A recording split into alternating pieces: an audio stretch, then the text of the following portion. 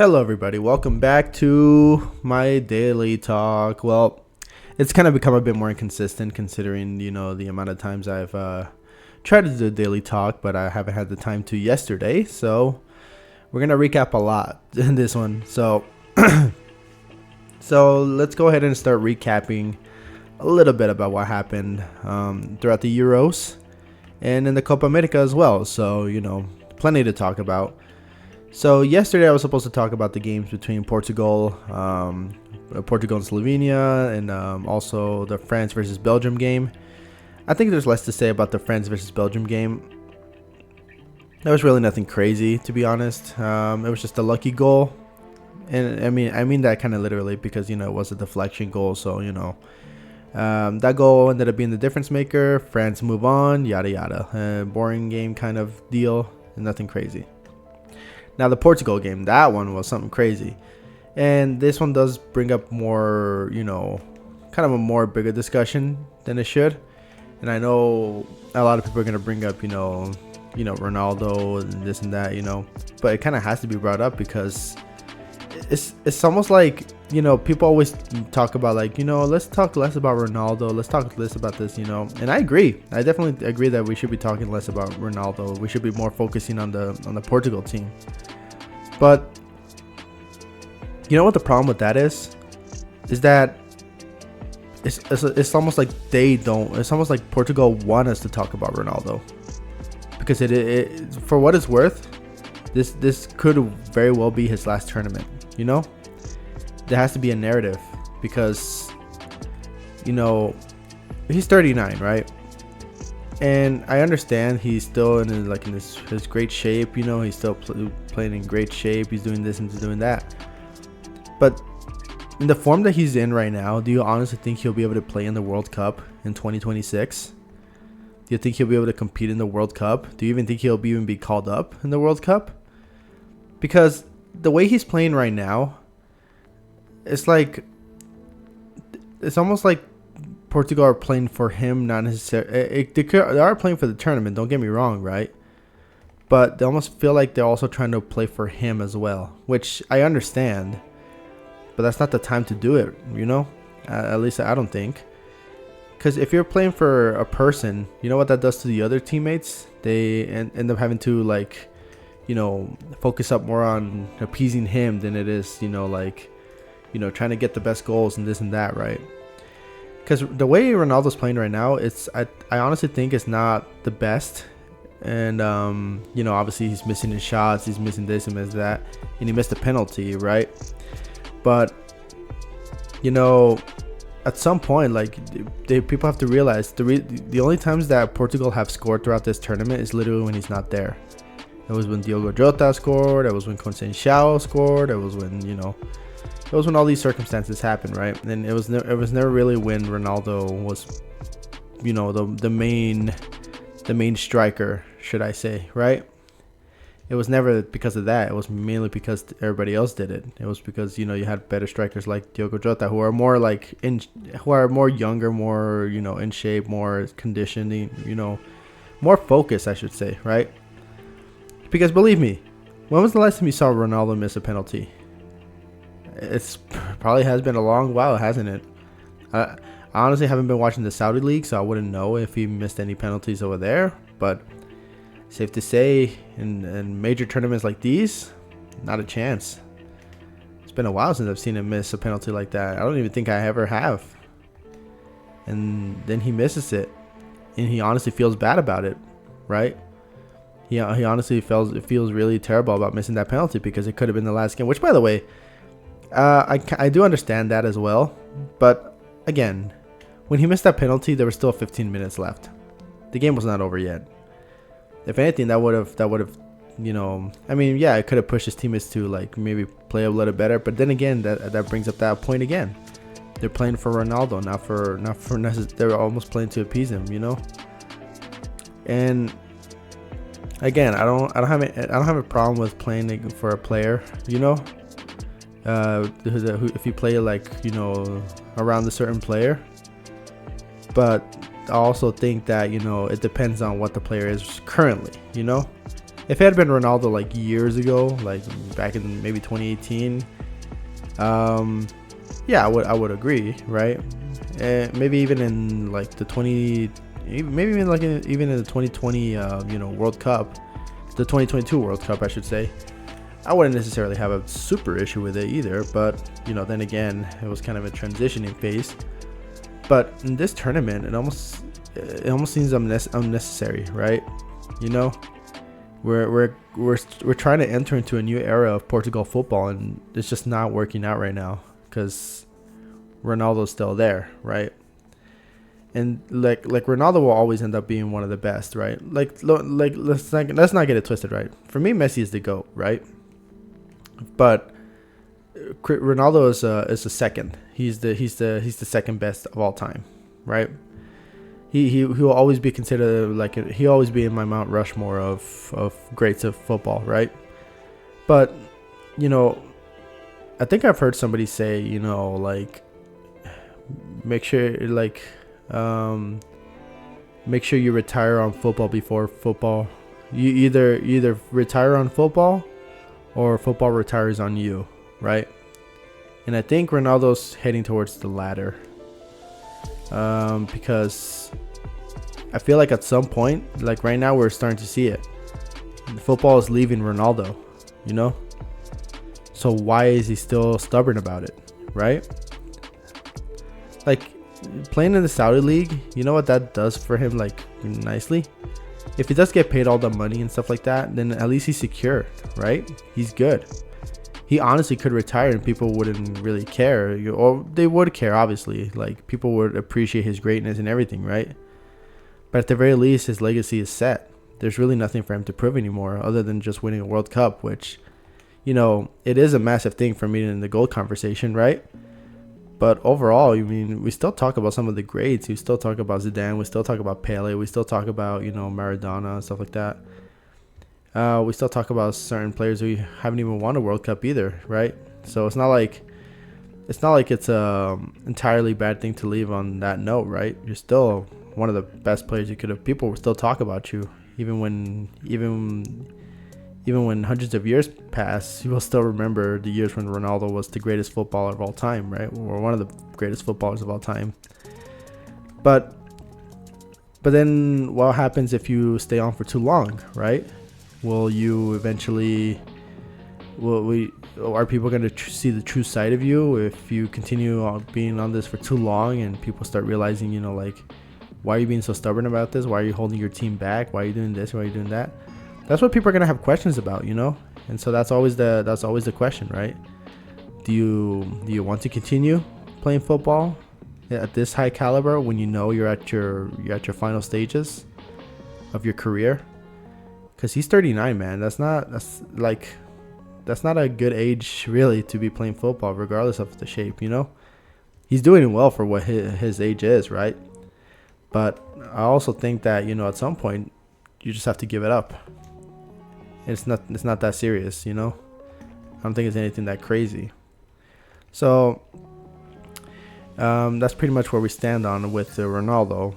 But let's get back to a little bit about Portugal's game against Slovenia. Now that we're back into this, Portugal, they played a really good game, and Slovenia also did play great, right? Don't get me wrong. They also played, pretty tough. They stayed resilient for what they had. By the way, man, that game was intense. That game had everything you wanted in a football game: intensity, drama, this and that. And so, but it also does bring up, obviously the same questions. What do they need to improve on, stuff like that, And I've already gone enough about, Ronaldo and stuff like that, so I'm not going to get too deep into that. But that's probably one of the reasons because, I honestly did feel like if you would have sold out Ronaldo for, Diogo Jota, and kept Leao and Vitinha, you honestly would have had a more better chance of scoring those goals and not having to go to extra time, I honestly do believe that. They would have had a better chance. They would have had, better opportunities. But it just didn't materialize in that moment because, they just decided to get rid of the most the most effective attackers.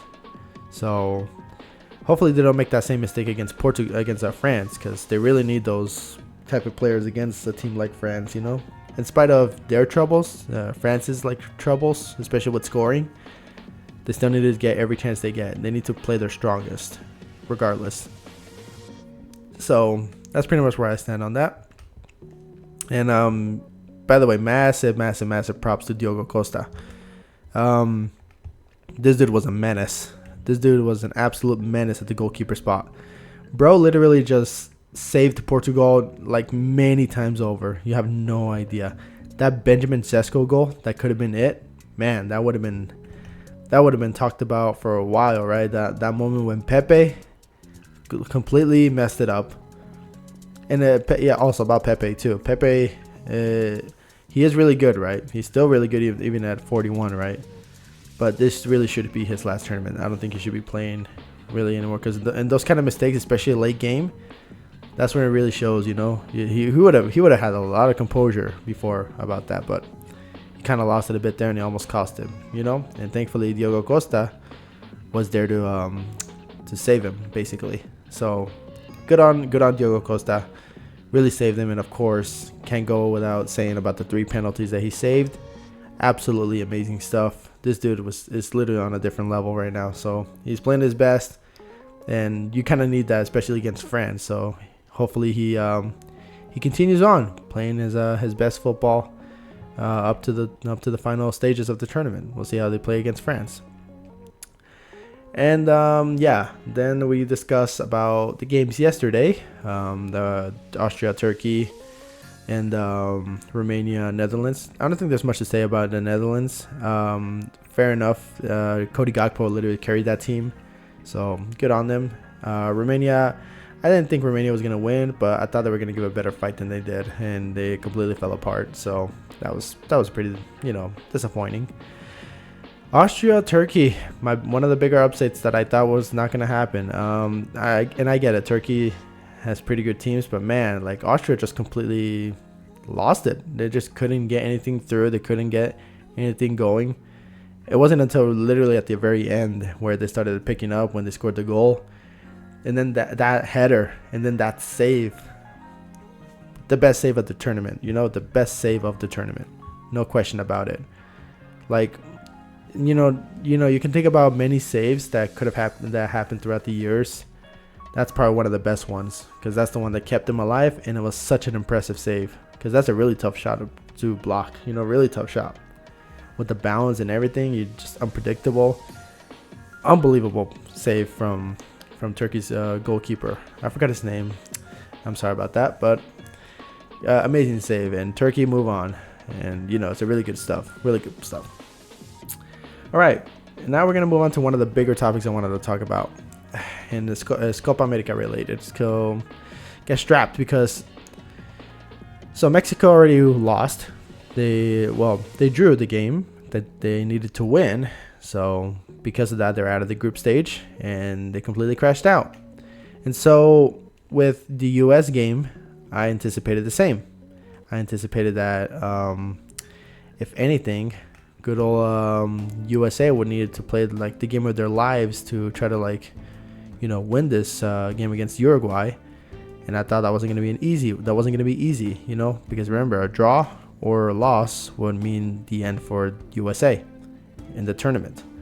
And so I thought that was going to be the case, and it was the case, right?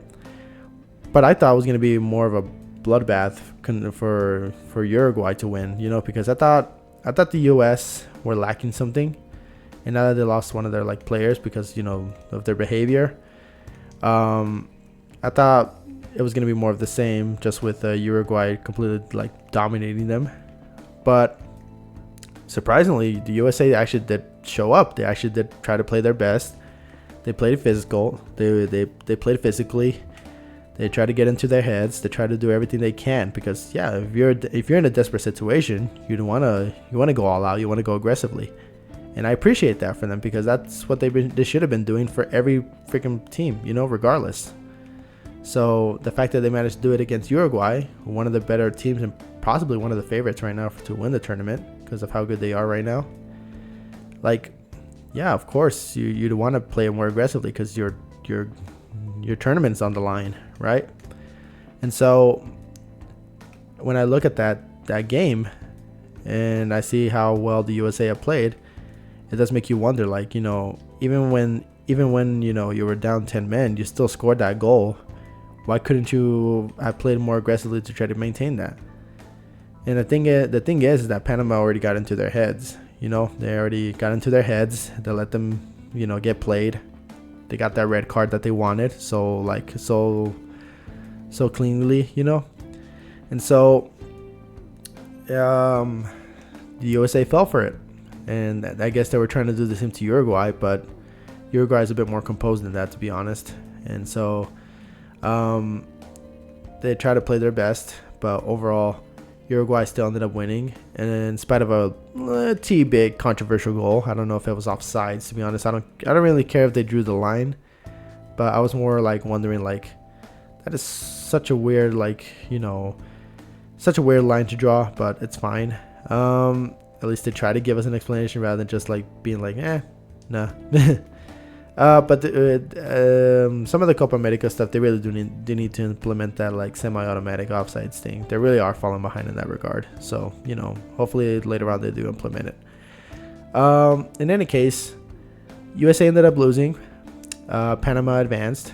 And then yesterday, Colombia drew with Brazil, which means Colombia stay as group leaders, which means they'll go up against Panama in the group stage, while Brazil will have to go up against good old Uruguay. And honestly, the chances of Brazil winning are very much less than 50-50.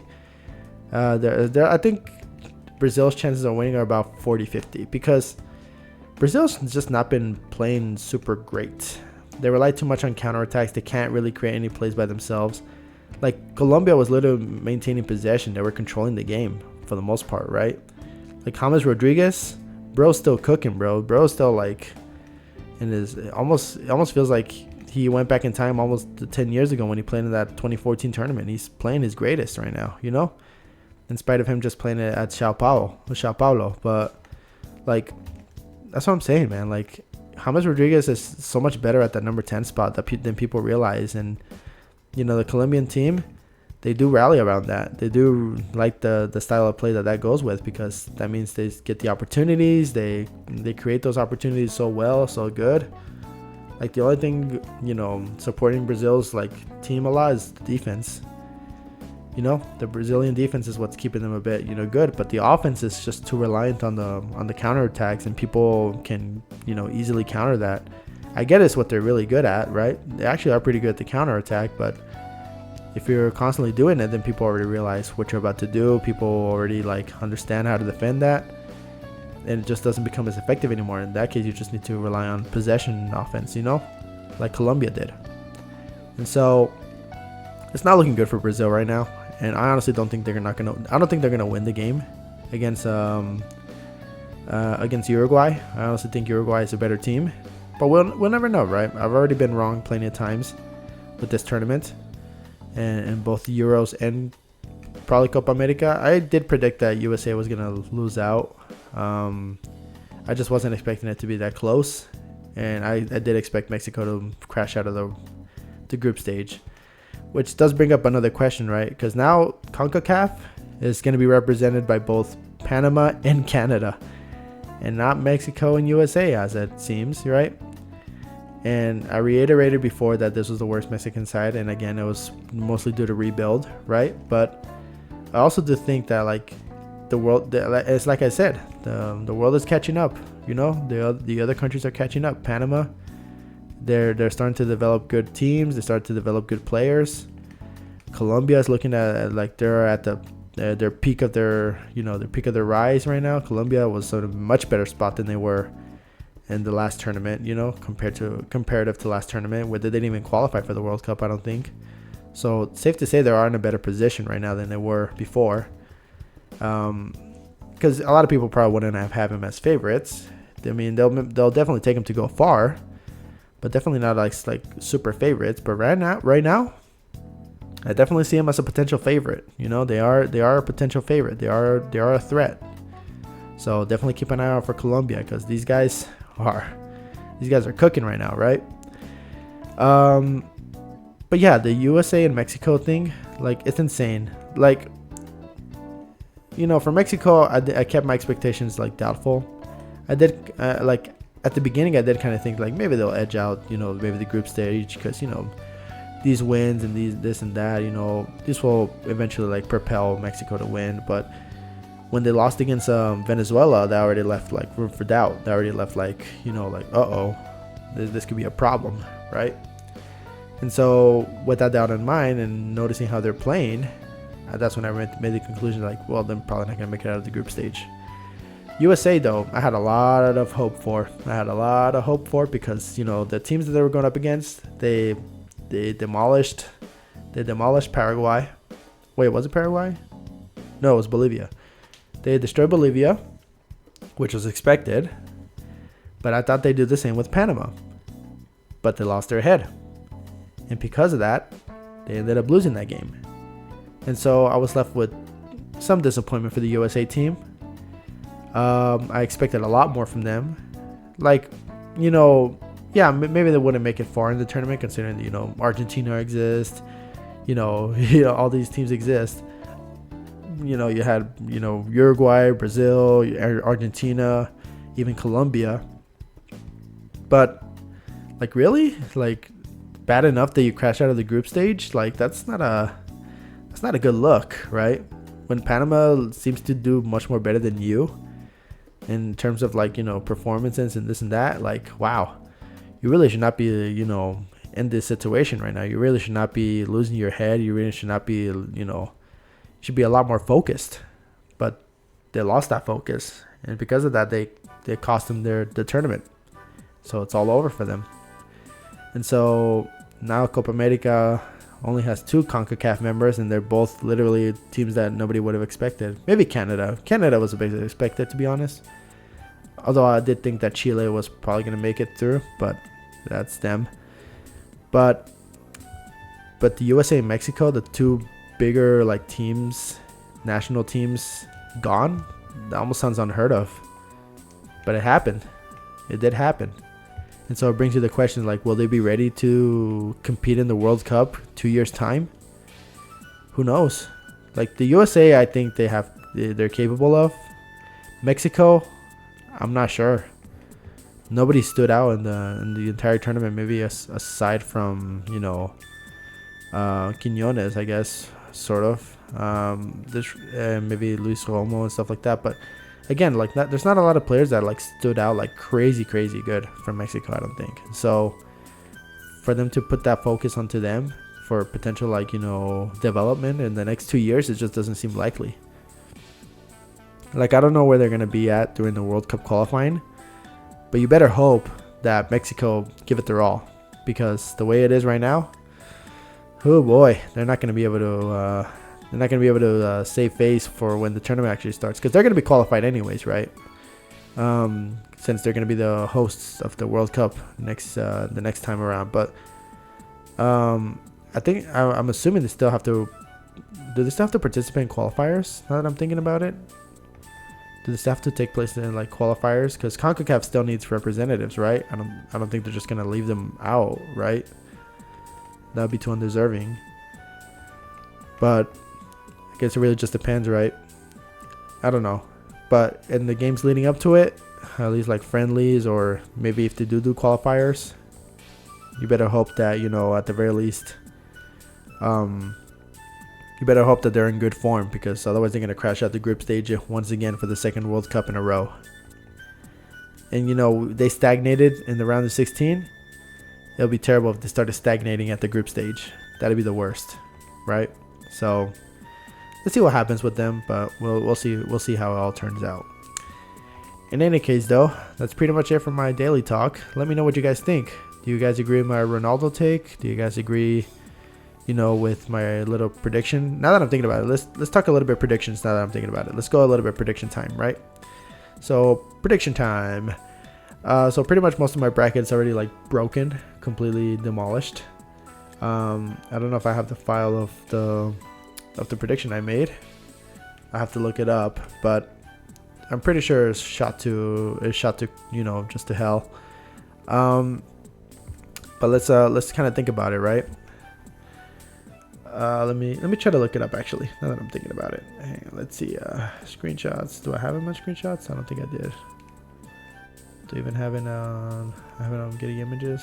Okay, well I have this. I have my own like Euro thing in the bracket original, but yeah. Anyways, let's see here. So Germany versus Spain.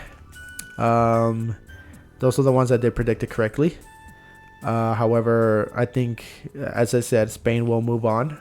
So I still, firmly believe that Germany will lose this game, and Spain will advance. Portugal versus France. And I think I did predict this one correctly as well, that Portugal was gonna win. But yeah, I think Portugal will win that game. But it really just depends on how bad in form or France are. But I still think Portugal just have better quality, like, players and strategies. They just really need to figure out what to do with Ronaldo at that point, at this rate. Because if he's really gonna fall apart like that against, like they did in Slovenia, no chance they're gonna do it against France, right? Netherlands versus Turkey. Turkey. Turkey give out a really good performance, but I don't see them beating the Netherlands, so the Netherlands should take that one. I think I did predict that Austria was going to be the dark horse in that tournament. They were going to be my dark horse, but they crashed out immediately, so that's already a dead dark horse. So yeah, Turkey is not going to be the dark horse for me. So the Netherlands should advance, no problem. Switzerland, that was a bit of an upset, not to take anything away from Switzerland, but I did think Italy was going to win that game. And so they're left to play against England, which I do honestly think that England will lose this game against Switzerland. If they struggle this much against Slovakia, no chance in hell they're going to survive against Switzerland the way they're playing. And again, it really just depends on how they start, how they play. But if Southgate is stubborn about his play, which I know he is, which I'm pretty sure everybody knows he is, then Switzerland are gonna win for sure. No doubts about it. They got lucky. They got lucky against Slovakia. They may talk all they want, right? But that's not gonna change the fact that they got lucky, right? So the fact that they got lucky against a Slovakian team that was on the verge of victory, man, it really doesn't spell good stuff for England right now, considering how their run is going. So Switzerland. So my prediction goes Switzerland versus Netherlands, Spain versus Portugal. That's pretty much my prediction. But if you guys agree with that, let me know in the comments. And I'll probably do my Copa America predictions tomorrow, on the verge of Argentina playing against Ecuador that day. So if you like this video, leave a like, comment, and subscribe. I'll catch you all next time. See ya.